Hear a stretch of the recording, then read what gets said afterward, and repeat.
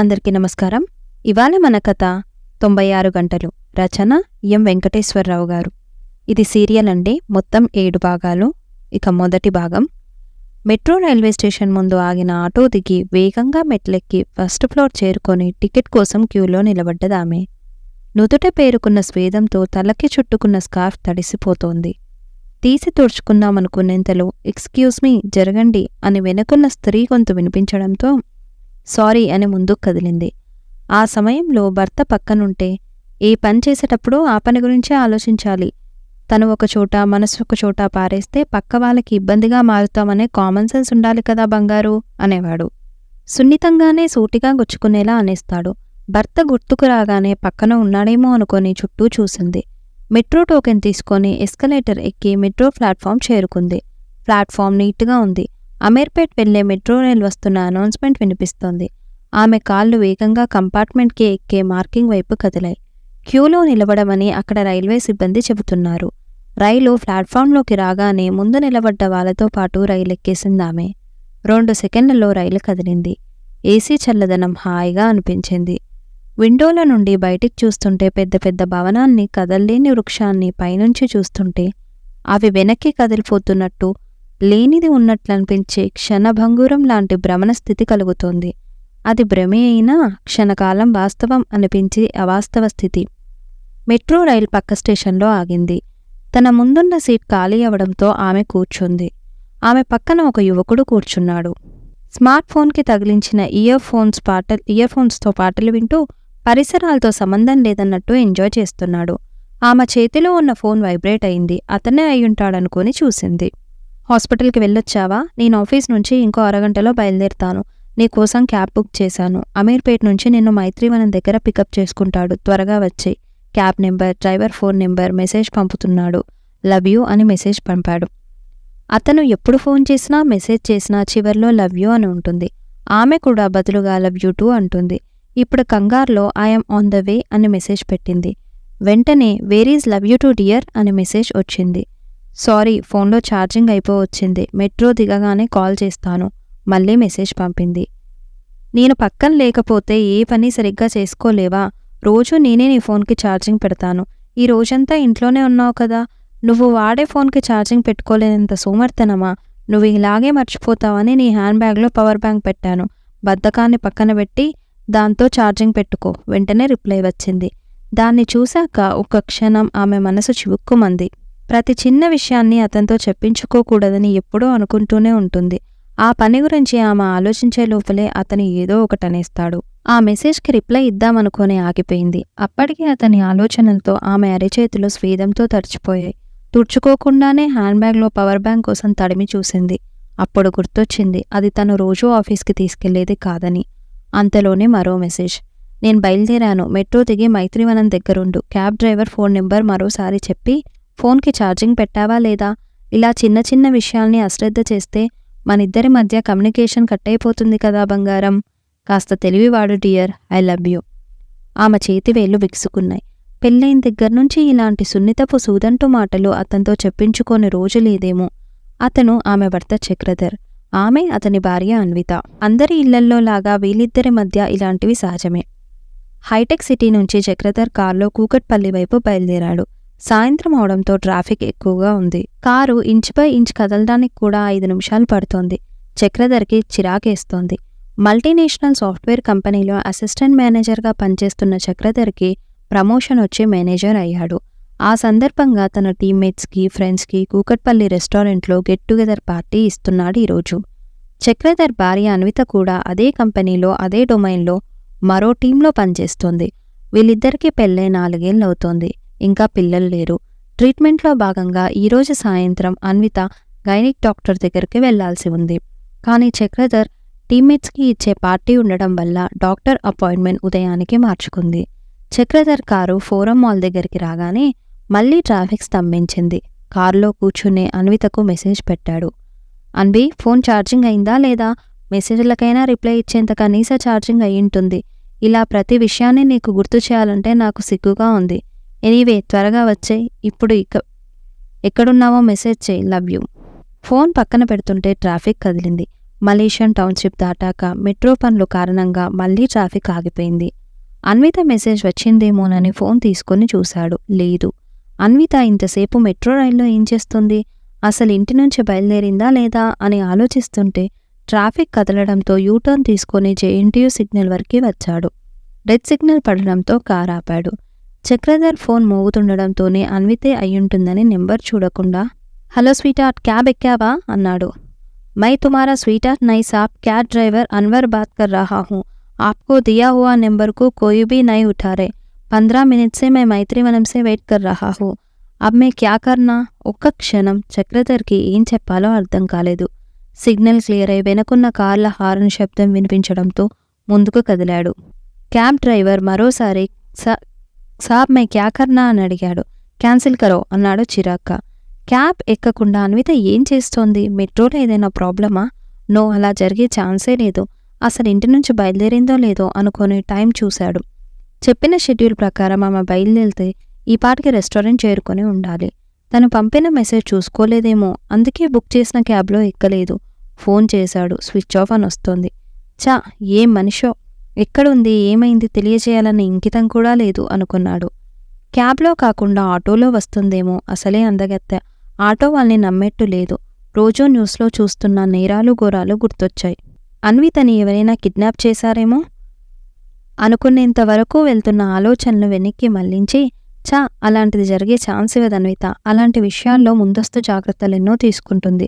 ఆమె హ్యాండ్ బ్యాగ్లో బ్లేడ్, చిన్న కత్తి, పెప్పర్ స్ప్రే, కారం పొడి వంటి ఎమర్జెన్సీ రక్షణ సామాగ్రి ఎప్పుడూ ఉంటుంది. అలాగే ఆమె ఫోన్లో పోలీస్ స్టేషన్, ఫైర్ ఇంజిన్ నెంబర్లతో పాటు మహిళా సంఘాల నెంబర్లు కూడా ఫీడ్ చేసుంటాయి. ఆమె గురించి భయపడాల్సిన అవసరం లేదు. తనే అనవసరంగా ఆందోళన పడుతున్నాడు అనుకున్నాడు చక్రధర్.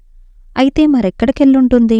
రెస్టారెంట్ దగ్గరికి తనకంటే ముందు వచ్చుంటుందేమో అనే ఆలోచన రాగానే కార్ వేగంగా రెస్టారెంట్ ఆవరణ వైపు ఫోన్ ఇచ్చాడు. చక్రధర్ది ప్రతి పని పర్ఫెక్ట్గా చేయాలనుకునే మనస్తత్వం. అందరూ తనలాగే ఉండాలనుకుంటాడు. కార్లో పెట్రోల్ ఎప్పుడు పోయించింది, మళ్ళీ ఎప్పుడు పోయించాలి అనే దగ్గర నుంచి phone recharge, current bill, house tax, gas cylinder number వరకు అతని ఫింగర్ టిప్స్లో ఉంటాయి. ఇంట్లో అయినా ఆఫీస్లో అయినా తను పరిశుభ్రంగా ఉంటూ అందరూ అలాగే అవన్నీ పాటిస్తూ ఉండాలంటాడు. ఎదుటివాళ్ళు కూడా తనలాగా సిన్సియర్గా ఉండాలనుకుంటాడు. ఆలస్యాన్ని, అలసత్వాన్ని అస్సలు భరించలేడు. నిర్లక్ష్యాన్ని అసలు దగ్గరికే రానివ్వడు. ఏ పని చేసినా తనదైన ముద్ర కనిపించాలంటాడు. 4 ఏళ్ల క్రితం అన్వితని చూసి ఆమె అందానికి ఫిదా అయిపోయి ప్రేమించి పెద్దవాళ్ళని ఒప్పించి మరీ పెళ్లి చేసుకున్నాడు. అన్వితది అతనికి విరుద్ధమైన మనస్తత్వం. ఎప్పుడూ నవ్వుతూ నవ్విస్తూ నలుగురితో కలిసిమెలిసి ఉండాలనుకుంటుంది. ఆమె ఏ పని చేసినా అందులో స్వేచ్ఛ ఉండాలనుకుంటుంది. ఎవరికో భయపడి వాళ్ళ ఆలోచనలతో ఒదిగిపోయి పనిచేయడం ఇష్టపడదు. ఏది ఎప్పుడు ఎక్కడ ఎలా ఎవరి వల్ల జరగాలనుకుంటే అది అలాగే జరుగు తీరుతుంది అంటుంది. ప్లాన్ లేకుండా చేసే ఏ పనిలో అయినా నాణ్యత ఉండదన్నది చక్రధర్ అభిప్రాయం. అన్నీ ప్లాన్ ప్రకారమే జరగవు. కొన్ని కావాలనుకుంటే కొన్ని కోల్పోవడానికి సిద్ధపడాలి అంటుంది అన్విత. ఆ కావాలనుకున్న దాన్నే ప్లాన్ ప్రకారం సరైన సమయంలో చేస్తే దేన్ని కోల్పోవడం అనే ప్రసక్తే ఉండడు అంటాడు చక్రధర్. ఒకరి అలవాట్లు, ఆలోచనలు, అభిప్రాయాలు మరొకరికి నచ్చినా నచ్చకపోయినా పెళ్ళయ్యాక ఒక గూడు కింద జీవించడం తప్పనిసరి అయినప్పుడు సిస్టమాటిక్గా జీవించడంలో తప్పేంటి? అప్పుడు ఖచ్చితంగా అలవాట్లు, ఆలోచనలు, అభిప్రాయాలు కలిసిపోతాయి అని అతడంటే, ఒక గూడు కింద జీవించడమే జీవితం కాదు, స్వేచ్ఛగా ఒకరి గుండెల్లో మరొకరు గూడు కట్టుకోవడమే అసలైన జీవితం అంటుంది అన్విత. 4 ఏళ్లలో అన్వితపై చక్రధర్ అభిప్రాయం ఏమిటంటే ఆమెకి బద్ధకం, సోమరితనం ఎక్కువ. ఎలాగో ఒకలా గడిచిపోతే చాలనుకునే మనస్తత్వం. ఆమెకేదైనా సలహా ఇస్తే మౌనంగా తలాడిస్తుందే తప్ప పాటించదు. చక్రధర్పై అన్విత అభిప్రాయం ఇందుకు భిన్నంగా ఉంది. అతనికి మరొకళ్ళు కమాండ్ చేయడం అస్సలు నచ్చదు. తను చెప్పిందే వేదమని, అన్ని విషయాల్లో అతనికి అవగాహన ఉందని, అతనిని తను మిస్టర్ పర్ఫెక్ట్ అని ఈగో ఆపాదమస్తకం నిండిపోయింది. అతని ఈగో హర్ట్ అయితే అతను మాట్లాడే మాటలకి ఎదుటివాళ్ళు ఏమైపోయినా గానీ అతను పట్టించుకోడు. అది భార్య అయినా సరే. కొంతసేపటికి అతని ఈగో ఆవిరైపోయాక అతనిలో పశ్చాత్తాపం కలుగుతుంది. ఇతరులకి సారీ అడగడానికి అతని అభిజాత్యం అడ్డుపడ్డా తన దగ్గర మాత్రం ఆ నియమాన్ని అడ్డు తొలగించి కన్నీళ్లతో కాళ్ళు కడగడానికైనా సంకోచించడు. అదే అన్వితకి అతనిలో నచ్చని విషయం. ఆమె ప్రతి కదలికలో అతను జోక్యం చేసుకుంటాడు. ఆమె డ్రెస్ దగ్గర నుంచి తినే ఆహారం, ఆఖరికి పెట్టుకునే బొట్టు వరకు. అసలు చక్రధర్ ప్రమేయం లేకపోతే అన్విత జీరో అనేది అతని స్థిర అభిప్రాయం. ఇలా కలవని రెండు అభిప్రాయాలతో కలిసి జీవించే వాళ్ళలో 99.9% ఎవరి వలన ఎవరు ఏం కోల్పోతున్నారో తెలుసుకునే లోపలే జీవితకాలం ముగిసిపోతుంది. కాబట్టి స్వతంత్రం, స్వేచ్ఛ ఎవరి ఇష్టాల్ని బట్టి వాళ్ళకు ఉండాలి. ఎవరి స్వేచ్ఛలోకి ఎవరు ప్రవేశించినా అది అడ్జస్ట్మెంట్ అవుతుంది, కానీ అన్యోన్యత మాత్రం కాదు అంటోంది అన్విత. అందుకే అతని మాటలకి చేతలకి ఎదురు చెప్పని మౌనాన్ని అలవర్చుకుందామే. అలా ఉండకపోతే ఇద్దరి మధ్య ఘర్షణ, తర్వాత భార్య స్థానం స్థానభ్రంశం, కోర్టులు, కేసులు, విడాకులు అవన్నీ తన జీవితంలో తలెత్తడం ఇష్టం లేని అన్విత తన చుట్టూ ఒక పరిధి గీసుకుంది.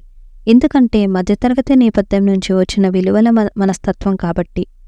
కార్ వ్యాలెట్ పార్కింగ్కి ఇచ్చి అన్వితకి కాల్ చేశాడు. స్విచ్ ఆఫ్ అని వినిపిస్తోంది. రిసెప్షనిస్ట్ని అడిగితే అన్విత అని ఎవరు రాలేదని చెప్పారక్కడ. ఈవెంట్ మేనేజర్కి కాల్ చేసి బ్యాంకెట్ హాల్ ఏర్పాట్ల గురించి అడిగాడు. ఈవెంట్ మేనేజర్ వచ్చి చక్రధర్ని హాల్కి తీసుకెళ్లి మెనూ వివరాలు, ఏర్పాట్లు చెప్పాడు. పార్టీకి ఇంకా ఎవరూ రాలేదు. అన్విత గురించి ఆలోచిస్తూ ఆమె ఫ్రెండ్ గీతకి కాల్ చేశాడు. హలో గీత గారు, నేను చక్రధర్ని. మీరు అన్వి కలిసి వస్తారని చెప్పింది. ఇద్దరూ మెట్రో ఎక్కి అమీర్పేట్ వచ్చారా? లేదండి, నేనే మీకు ఫోన్ చేద్దాం అనుకుంటున్నాను. అన్విత నన్ను సాయంత్రం 4 గంటలకి మీ ఫ్లాట్ దగ్గరికి రమ్మంది. నేను రావడం 10 నిమిషాలు లేట్ అయింది. ఆ విషయం తనతో చెబుదామని ఫోన్ చేస్తుంటే బదులు లేదు. ఆటోలో నేను మీ ఇంటికి వచ్చాను. తాళం వేసుంది. అన్విత రెస్టారెంట్కి వచ్చిందా? నేను సంజన కలిసి వస్తున్నాం. ఓకే, ప్లీజ్ కమ్ అని ఫోన్ ఆఫ్ చేశాడు. అసలు ఈ ఆడాళ్ళంతా ఇంతేనేమో. అనుకున్న టైం కంటే ఆలస్యంగానే ప్రతి పని చేయడం వీళ్ళ జన్మ హక్కు అనుకుంటారేమో అనుకున్నాడు. ఇంటికి తాళం వేసుంటే ఖచ్చితంగా మెట్రోలో అమీర్పేట్కి వచ్చి ఉంటుంది. క్యాబ్ పికప్ చేసుకోలేదంటే కనీసం ఆటోలోనో క్యాబ్లోనో వచ్చినా ఈసారికి వచ్చుండాలి. ఎక్కడికెళ్ళిందో, ఏం చేస్తుందో చక్రధర్ అనుమానాలకి అడ్డుపడుతూ అతని టీంలో పనిచేసే శ్రీధర్ పెద్ద బొకే పట్టుకుని భార్యతో వచ్చాడు. చక్రధర్ని హక్ చేసుకుని బొకే ఇచ్చి కంగ్రాట్స్ సార్ అన్నారిద్దరు. Thank you. Where is madam sir అని అడిగింది భార్య. She is on the way, నేను ముందొచ్చాను అన్నాడు చక్రధర్ నవ్వుతూ. వాళ్ళు హాల్లోకెళ్ళి కూర్చున్నారు. అన్విత తన మెసేజ్కి రిప్లై ఇచ్చిందేమోనని చూశాడు. ఓహో, టీమ్మేట్స్ ఒక్కొక్కరై వస్తున్నారు. వారు చక్రధర్ని విష్ చేసి అన్విత గురించి అడుగుతున్నారు. వస్తోందని, ఆన్ ద వే అని ఇబ్బందికరంగా చెప్తున్నాడు. అన్వి, నన్నెందుకిలా ఇరకాటంలో పెట్టావు? ఎక్కడికెళ్ళావు? ఇక్కడ ఎంతమందికని అబద్ధం చెప్పను అని తనలో తాను గునుక్కుంటుండగా హలో చక్రి, కంగ్రాట్ సంచన గొంతు వినిపించింది. అంతే, అన్విత ఆలోచన నుంచి బయటికొచ్చి కంగారుగా hi Sanjana, thanks for coming అన్నాడు ఆమె ఇచ్చిన బొకే తీసుకుంటూ. వేర్ ఈజ్ షీ అందామె. షీ ఈజ్ ఆన్ ద వే. సంజన వెనకే నిలబడ్డ గీత. కంగ్రాట్ సార్, నేను మీ ఇంటికి వెళ్ళాను. తాళం వేసుంది. 10 నిమిషాలు వెయిట్ చేశాను. అన్వితకి ఫోన్ చేసినా బదులు లేదు. Any information? She will come. మీరు 10 నిమిషాలు లేటుగా వెళ్లారుగా, ఆ 10 నిమిషాల్లో తను బయలుదేరుంటుంది అన్నాడు సర్కాస్టిక్గా. చక్రధర్ ధోరణి తెలిసిన సంజన టాపిక్ డైవర్ట్ చేయడానికి, చక్రి, నువ్వు పిలవకపోయినా వచ్చాను. నేనొచ్చింది నీకోసం కాదు, అన్విత కోసం. తనే నన్ను ఈ పార్టీకి పిలిచింది. ఎనీవే కంగ్రాట్స్, మేనేజర్వే అయినందుకు అంది షేక్ హ్యాండ్ ఇచ్చి. పెళ్ళున లాగి చెంప మీద కొట్టినట్టు ఫీల్ అయ్యాడు చక్రధర్. సారీ సంజన, అన్వి పిలిస్తే ఒకటి, నేను పిలిస్తే ఒకటా? ఆడవాళ్ళందరినీ అన్వి చెప్పింది, మగవాళ్ళందరికీ నేను పిలిచాను. ఎవరు పిలిచినా ఇద్దరం ఒకటేగా, ఫంక్షను ఒకటే అన్నాడు నవ్వుతూ. అన్విత మీకు కాల్ చేసిందా అడిగింది గీత. ట్రాఫిక్ హెవీగా ఉందట, వస్తున్నానని మెసేజ్ చేసింది. అన్వి, నీ ప్రవర్తన రోజులా లేదు. అసలేమైంది నీకు? అసలేమైంది? సంజనకి నాకు తెలియకుండా ఫంక్షన్కి పిలిచి నన్ను ఫూల్ చేయాలనుకున్నావా? నేను ఫూల్ అయితే నువ్వైనట్టు కాదా? నిన్ను నువ్వే ఫూల్ చేసుకుంటావా ఫూలిష్గా అనుకున్నాడు. సంజన గీత వెళ్తున్న వైపు తిరిగిన చక్రధర్కి ఆ మధ్య ఆఫీస్లో తనకీ సంజనకి జరిగిన సంఘటన ఫ్లాష్లా కళ్ళ ముందు కదలాడింది.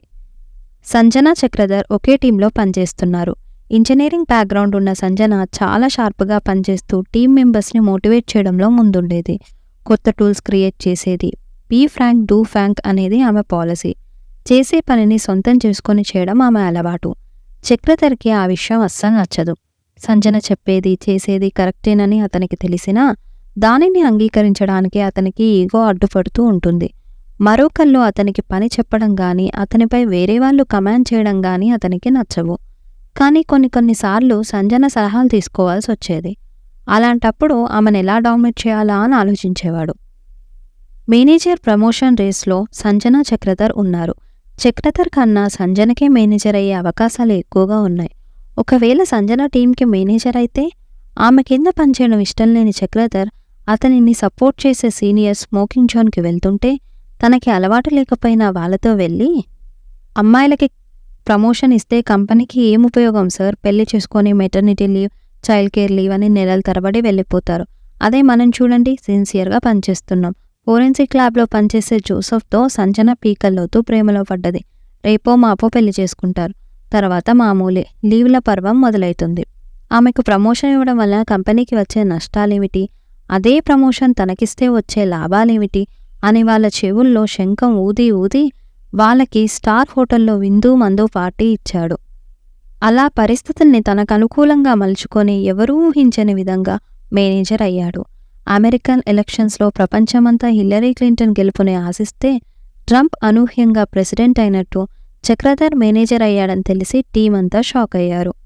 చక్రధర్ టీమందరికీ స్వీట్స్ పంచుతూ సంజన దగ్గరకొచ్చి, నీలా బ్యాండెడ్ లేబర్గా పనిచేయడం నాకు ఇష్టం ఉండదు. నన్ను మరొకళ్ళు కంట్రోల్ చేయడం నేను జీర్ణించుకోలేను. నేనెప్పుడూ ఇతరులను కంట్రోల్ చేయడానికి ఏమేం చేయాలా అని ఆలోచిస్తుంటాను. అలా మనం ఇతరులను కంట్రోల్ చేయడంలో ఉండే కిక్కే వేరు సంజన. ఎదుటి వాళ్ళకి మన ఇంపార్టెన్స్ తెలియాలి అని స్వీట్ ఇవ్వబోయాడు. సంజన స్వీట్ తీసుకుంది, కానీ కంగ్రాట్స్ చెప్పలేదు. చేరే మార్గం ఏదైనా గమ్యం చేరడమే ముఖ్యం సంజన. నీకంటే ముందు మేనేజర్ అయిన నేను నీకంటే తెలివిగలవానని నువ్వు అంగీకరించాలి మరి అన్నాడు. అంతే, చేతిలో ఉన్న పేపర్స్ వేగంగా టేబుల్ మీద పడేసి అక్కడ్నుంచి వెళ్ళిపోయింది సంజన. అదే ఫ్లోర్లో వేరే టీంలో పనిచేస్తున్న చక్రధర్ భార్య అన్విత దగ్గరికెళ్ళి, అన్వి, మీ హబ్బీకి ప్రమోషన్ వచ్చినందుకు కంగ్రాట్స్. అతనికి కాదు, నీకు. ఎందుకంటే ఆ ఎక్సెంట్రిక్తో కలిసి జీవిస్తున్నందుకు. నేనైతే ఎప్పుడో డైవర్స్ ఇచ్చేదాన్ని అంది చక్రికి వినిపించేటట్టు. అన్విత ఆమె మాటలకు ఎటువంటి బదులు ఇవ్వకుండా నవ్వి ఊరుకుంది. వాళ్ళిద్దరినీ దూరం నుంచి గమనిస్తున్న చక్రధర్కి అన్విత ప్రవర్తన నచ్చలేదు. తనకి ప్రమోషన్ వచ్చిన సంతోషం కన్నా, సంజన అన్న మాటల కన్నా అన్విత మౌనం చూసి అతను పొండు మీద కారం చల్లినట్టు రగిలిపోయాడు. టీమ్మేట్స్ అంతా చక్రధర్ మేనేజర్ అయినందుకు గ్రాండ్ పార్టీ ఇవ్వాలని అడగడంతో సంజన ముందు గొప్ప కోసం ఓకే అనేశాడు. మేనేజర్ సీట్లో కూర్చున్న రోజునే సంజన తన జాబ్కి రిజైన్ చేయడం చక్రధర్ జీర్ణించుకోలేకపోయాడు. ఇంతటితో ఈ భాగం అయిపోయింది. సీరియల్ ఇంకా ఉంది.